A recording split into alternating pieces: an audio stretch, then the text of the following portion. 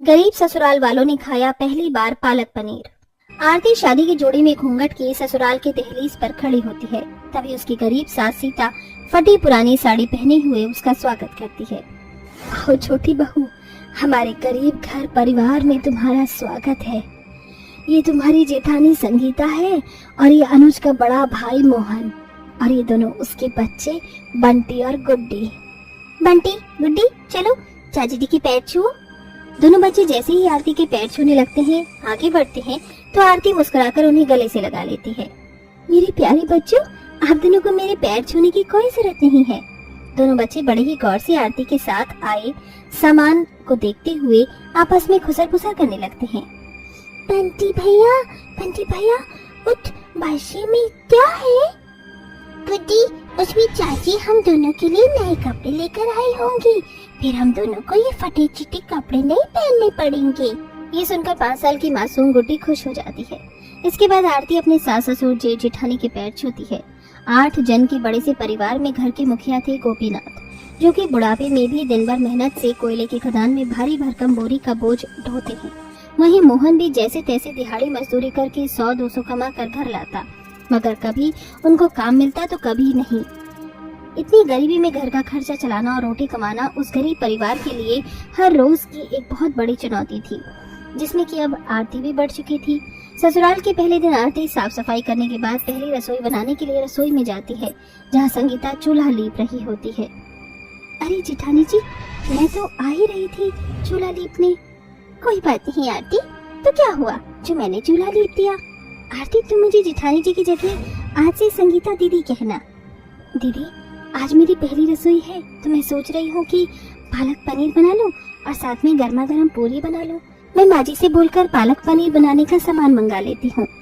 ये सुनकर संगीता आरती को रोककर हिचकिचाते हुए कहती है, जरा रुको देवरानी जी, मैं क्या कह रही थी कि पालक पनीर तुम फिर किसी और दिन बना लेना, अभी के लिए तुम आलू की सब्जी और रोटी बना लो।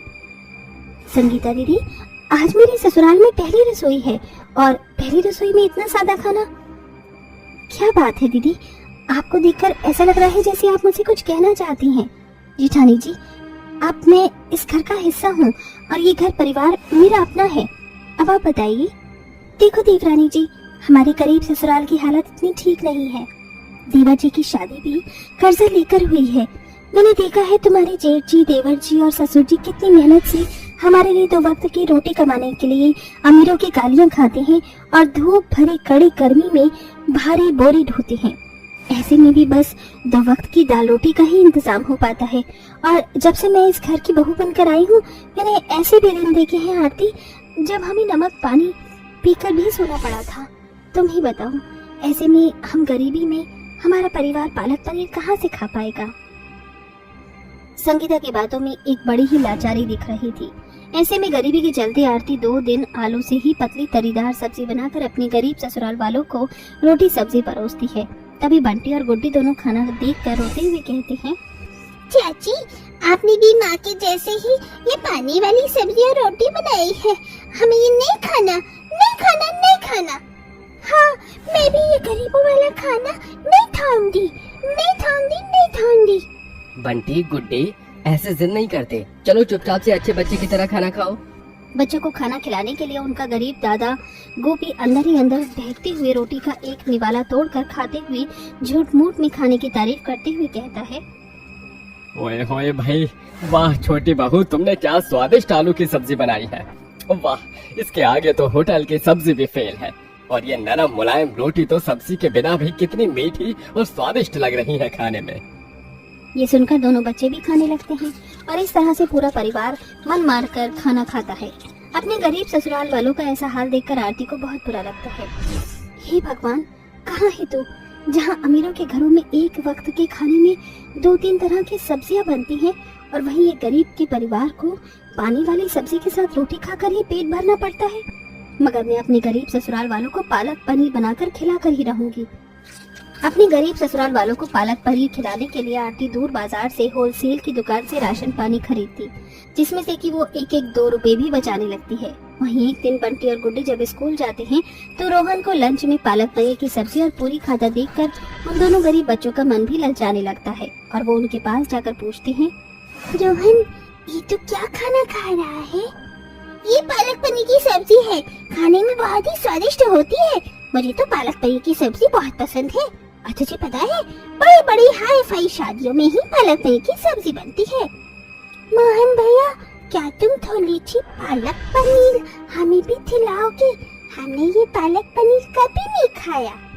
गुड्डी की पालक पनीर खाने की बात सुनकर रोहन उन दोनों भाई बहन को अपने बेंच के पास से भगाने लगता है।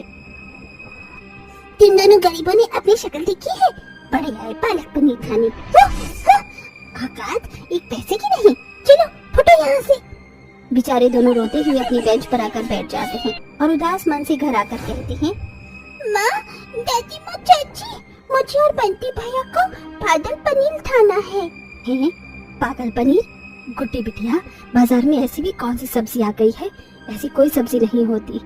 होती है दादी माँ, और पागल पनीर है पैसे वाले भले भले लोगों की शादी में बनती है।